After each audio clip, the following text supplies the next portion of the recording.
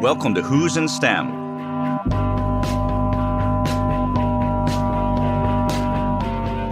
I'm Ken Ono, your host and the STEM advisor to the Provost and the Marvin Rosenblum Professor of Mathematics at UVA.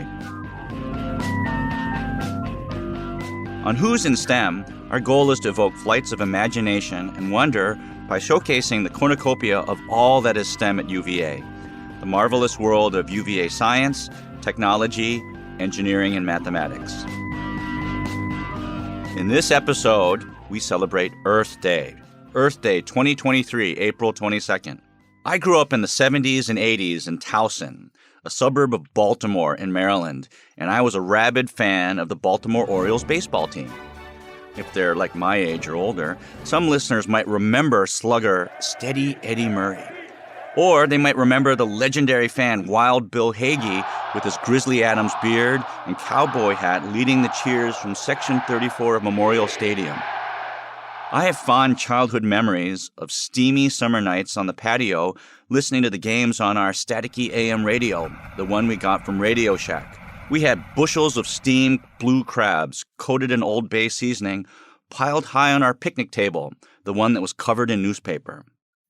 Clad in cut-off jeans, T-shirts, and disposable plastic bibs, we pried open the crustaceans by hand, we clobbered them with wooden crab mallets, and we cracked their claws with nutcrackers. The goal of this messy operation was simple, to make small piles of the prized sweet crab meat that we later devoured with 6 packs of RC Cola. Now these crabs, they're a local delicacy. The crabs were harvested from the Chesapeake Bay, the largest estuary in North America, an abundant resource for those of us lucky enough to call D.C. or Maryland or Virginia home. I bring this up because 3 months ago in January, the Chesapeake Bay Foundation released the 2022 State of the Bay report. It was a report card. The point of this report card was to grade the health of the bay. The grade? A horrid D+. Among the contributing factors, the blue crab population, now at historic lows. Does that sound familiar? It's just like the all-too-common news stories that we hear about the bleached and dying coral reefs in the oceans around the world. Our guest today is on the front lines of this battle. She's studying the resilience of water ecosystems, and she's leading restoration efforts to benefit future generations. Professor Karen McGlathery is the director of the Environmental Resilience Institute and the head of the Ecological Research Project on the Virginia Coast Reserve. And she's here to tell us about her work and, quite appropriately, to help us celebrate a hopeful Earth Day. But first, let's celebrate who's making discoveries. I've got 2 stories to share today. I love this first one. UVA undergrad Zach Boner and Louisa Edwards have developed an app that combats sepsis. That's infection of the blood, the leading cause of death in hospitals.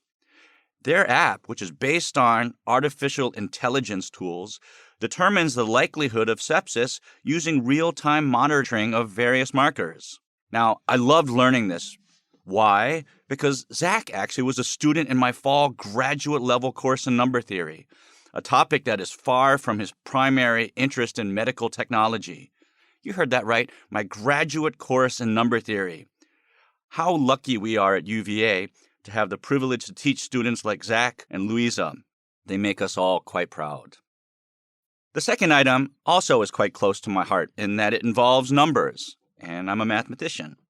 UVA School of Data Science, led by Dean Phil Bourne, has formed a partnership with Flinders University in Australia. What's the point of this partnership? It's to expand research and knowledge exchange in areas that are really quite meaningful to all of us. Areas such as artificial intelligence, data security, and their implications for democracy. Their goal is quite simple and important. It speaks to all of us today. The goal is to combat misinformation and disinformation through the development of new technology.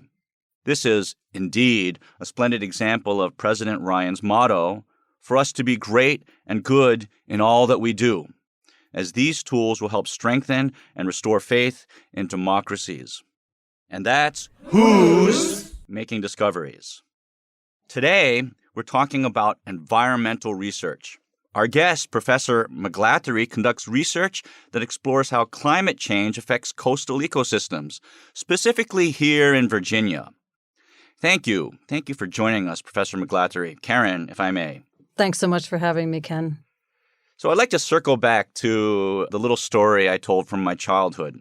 The plight of the Chesapeake's crabs, they remind me of the history of the sardines of the Monterey Bay.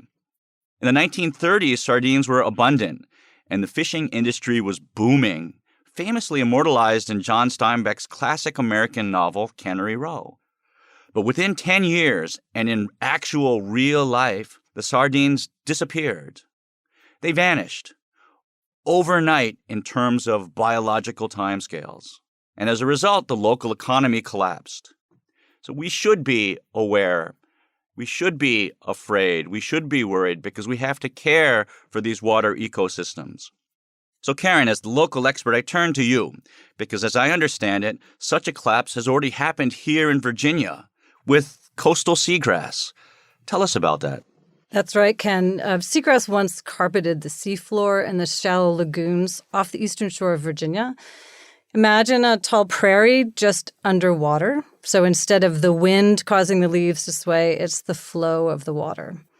So at the turn of the last century, these seagrass meadows supported the country's largest scallop fishery. And they were also extremely important in the Chesapeake Bay, as you noted. Then in the 1930s, a pandemic disease swept the world's ocean and caused a global die-off of this seagrass. In Virginia, the final blow was a hurricane in 1933, what was referred to as the Great Storm, because that was back before they named hurricanes. And that caused the seagrass to go completely extinct. And it stayed that way until the late 1990s when a local waterman found a small patch of seagrass. And that spurred a large-scale restoration of the area.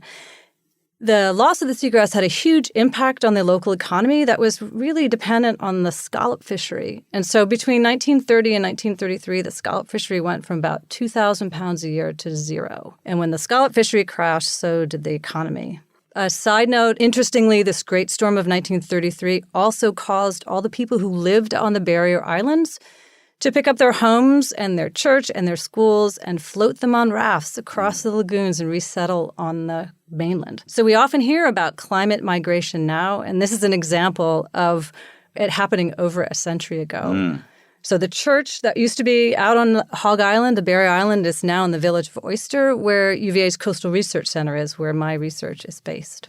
Climate is always changing, right? And I hope we can learn from these lessons. So Karen, much of your work actually focuses on this seagrass. I'd like you to add some detail to why we study this plant. Well, seagrass meadows aren't as iconic as, say, tropical rainforests or coral reefs, but they are certainly just as important. One of the most important values of seagrass and other coastal wetlands like mangroves and salt marshes is that they're very productive and they use one of the basic processes of life, which is photosynthesis. They take carbon dioxide out of the atmosphere. They make plant biomass. Some of that gets buried in the soil, and that carbon can be locked up for decades to centuries. And we call this blue carbon. And it's this kind of carbon sequestration as one of nature's ways of combating climate change, of mitigating climate change by taking carbon dioxide out of the atmosphere. So we think a lot about carbon sequestration in seagrass meadows, but they're also extremely important and we benefit in many other ways.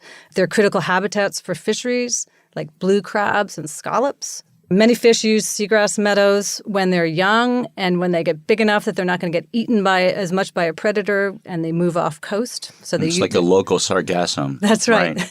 They're used as a nursery habitat. And they also improve water quality and protect shorelines from storm waves. So there are many, many ways that seagrass meadows are important to people. Oh, thanks for explaining all of that. And this actually leads into your work. You're well known as a champion for seagrass restoration. You've revived large tracts of what was formerly barren seabed in what's called the Virginia Coast Reserve Project. So tell us, what have you achieved? How did you do it? Well, I'll first start by saying we often hear negative stories about environmental change and climate change, and that can be really hard to take time after time again. The story of the seagrass restoration is an incredibly positive one, and it's a reason to be optimistic. In the Virginia coast, we have what is now referred to as the world's largest seagrass restoration, and it has really put Virginia on the map. It's a collaboration between William and Mary and the Nature Conservancy and UVA. They have done the actual seeding, and we're leading the science behind the recovery. So we've been working on this for about 2 decades now. A big part of what we do in my lab group is we do an annual summer sampling.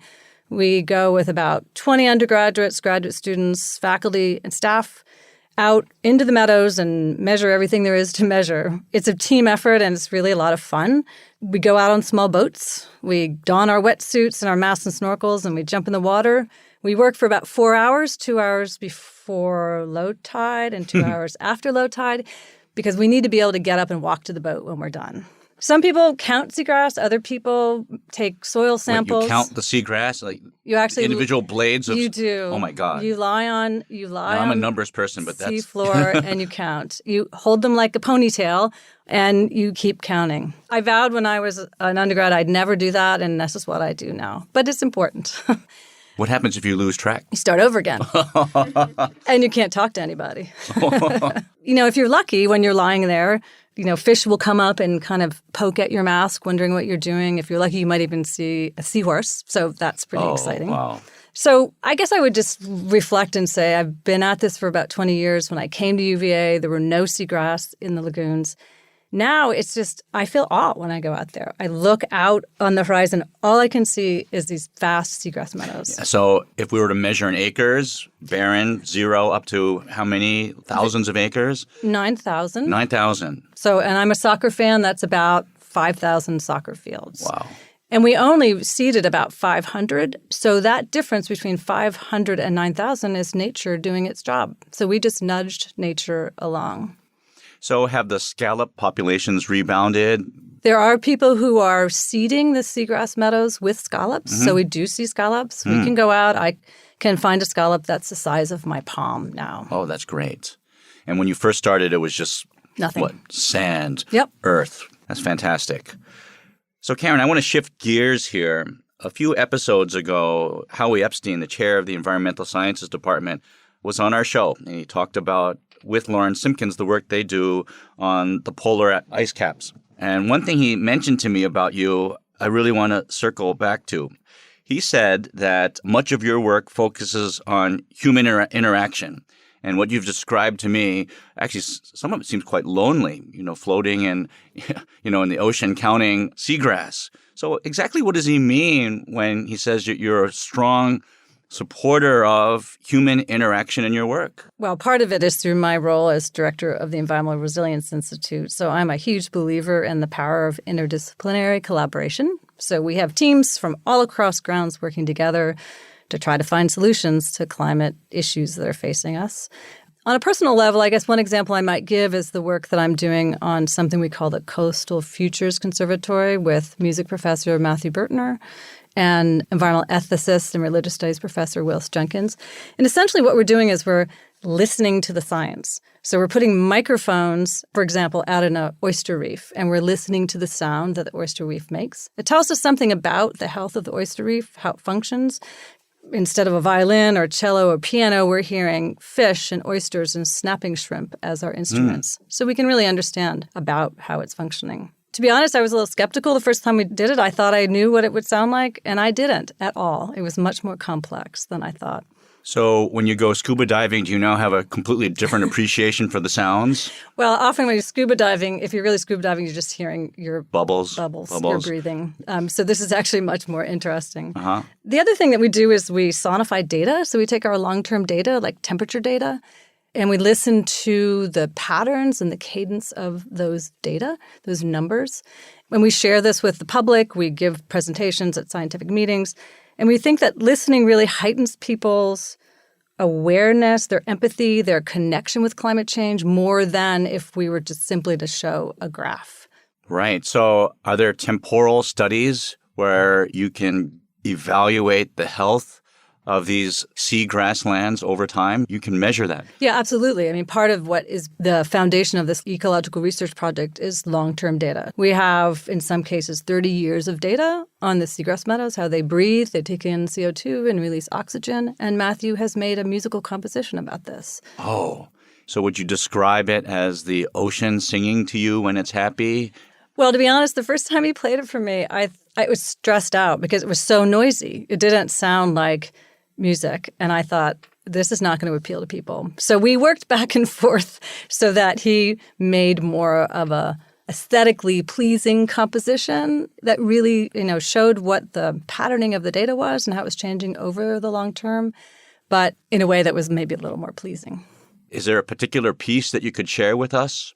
Sure. Well, Matthew has sonified the breathing of the restored seagrass meadows over time. So you can hear the taking up carbon dioxide, releasing oxygen, and he uses those data. Wonderful. And for our listeners, here it is.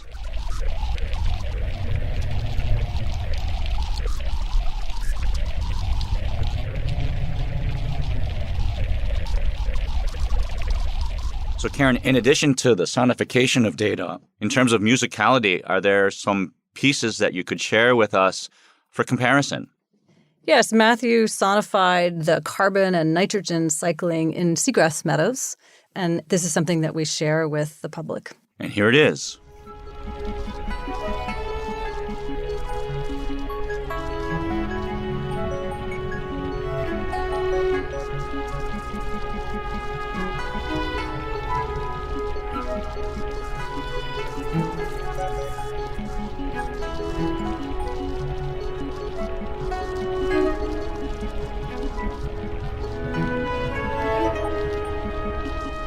That's all fascinating.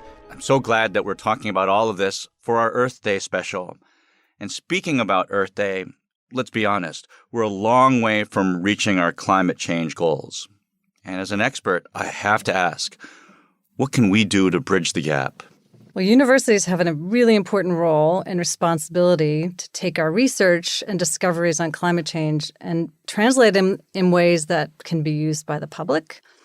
One example I could give you is work that we've done on climate equity, again, on the eastern shore of Virginia. So this is building on those 30 years of research on the coastal ecosystems and thinking about how climate change, sea level rise and storm flooding impacts people in disproportionate ways on the eastern shore and what we can do to make climate action more equitable.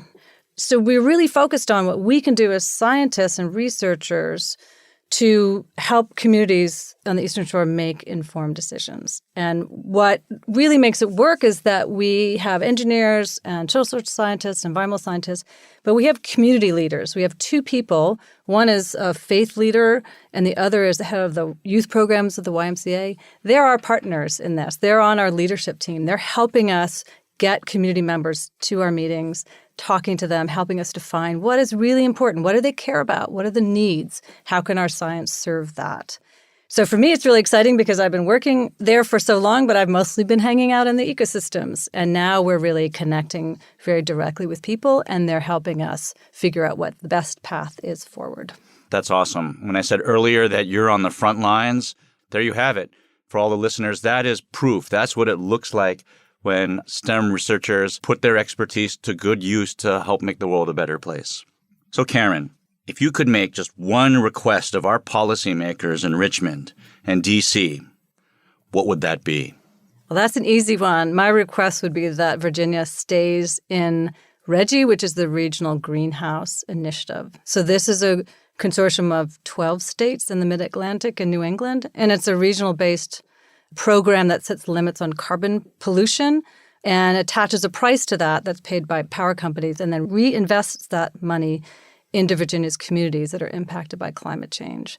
So it's a really important path forward to more stable climate, to healthy, clean energy, to reducing carbon emissions at the state level. That's really important. Science doesn't help if the scientists and the policymakers don't communicate and are aware of each other's primary challenges. So turning to UVA, we're all part of UVA, and I'm surprised to learn that you've been a WHO for 27 years. You've spent your entire career here on grounds at UVA or part of the UVA research station on the shore. As an advisor of students, as an administrator, as you said, you're a director, a researcher, and a professor. So with all of that experience, our listeners really want you to reflect on your time here at UVA. Can you share a fond memory or two? It's a hard question to ask for a fond memory to over 27 years. There are many, many that involve many incredible colleagues and students that I've worked with over the years. I would say that my fondest memories are based on the Eastern Shore, where my research career is focused. If I reflect on those years, the ones that I think stick out the most are the ones that, again, involve the connection between researchers and the community. So one is recent. That we had a workshop as part of our climate equity project that was organized by the Equity Center and the Institute for Engagement and Negotiation at UVA. We had about 80 community members come to this workshop. They talked to us about their concerns about climate change. They put sticky notes on maps to show where they'd experienced flooding when they couldn't get to work or their school buses couldn't pick up their kids. They created a timeline of generations of change on the coast. All of that, again, is sort of connecting the value of our work with people that need it. The other one is also on the coast. It was about 15 years ago when we built the Coastal Research Center. It was a big deal. Before that, we were in a small farmhouse that was falling down around us, and the living room was our lab. And so we built this research station, and we had an opening, and President Castine was there, and the director of NSF who gave us funding was there, and the whole village of Oyster, where our lab is, was there. And circling back to what you said in the beginning, after the presentations, we were out on the dock eating blue crabs and, putting a punctuation point on the end of a really great event. And it was really a turning point for the research that we're doing on the coast. I remember one story that the program manager at NSF told me that one of my twin daughters, who was 6 at the time, walked up to him, took his hand and said, my mom knows something about the ocean. And he said, well, that's a good thing. So, Karen, what advice can you offer students who are really excited by the work that you and others in environmental sciences here at UVA, the work that you do? What advice would you give them? How can they become involved? Well, there are many ways to get involved in environmental research. We have in our department, Environmental Science Department, we have a mentoring program that pulls together teams of undergraduate, graduate students, and faculty members to work on research projects during the academic year for credit. We have summer internships at our Coastal Research Center, and there are also internships at 2 other field stations of UVA, so Blandy Farm and Mountain Lake. And at the Environmental Resilience Institute, we have many paid internships, both during January term and in the summer. And these are really interesting because they pulled together student faculty teams with practitioners out in the real world. So it could be a nonprofit, it could be a government agency, it could be an industry partner, it could be anything. And so people interested in connecting with us and the research that we do could connect in that way. And they can find information about this through the department website, the Department of Environmental Sciences at UVA. And also the Environmental Resilience Institute website. So wrapping up, as I mentioned a few times now, this episode is meant to celebrate a hopeful Earth Day. So, Karen, how are you going to celebrate Earth Day? I think I'd tell you how I'm going to celebrate Earth Week. Earth Week. So the first thing I'm doing is giving an invited talk at NSF, the National Science Foundation, about our climate equity project. They're really interested. It's part of their Earth Week celebration. They're really interested in the work that we're doing and how they can do more of that kind of work. Then I'm talking to undergraduates about climate equity and justice as part of UVA's new residential initiative. So Earth Day is on a Saturday. I'll probably be at home relaxing with my family and dog and working in my garden. Lovely. Well, thank you, Karen. You're a shining example of President Ryan's vision for UVA to be great and good in all that we do. Thank you for your dedication to UVA, and thank you on behalf of every person in the Commonwealth. Thank you for your strong environmental advocacy and the many things that you do to support and promote climate equity. I'm Ken Ono, STEM advisor to the Provost and the Marvin Rosenblum Professor of Mathematics, and you've been listening to Who's in STEM. Who's in STEM is a production of WTJU 91.1 FM and the Office of the Provost at the University of Virginia. Who's in STEM is produced by Catherine Kosoboom, Ria Verma, Mary Garner McGee, and Aryan Ballou. Our music is composed and performed by Robert Schneider and John Ferguson of Apples in Stereo. Follow us on Facebook, Instagram, and Twitter, where we will be giving out t-shirts this week. Listen and subscribe to Who's in STEM on Apple Podcasts, Spotify, or wherever you get your podcasts. We'll be back soon with another conversation about scientific and technological innovation at the university.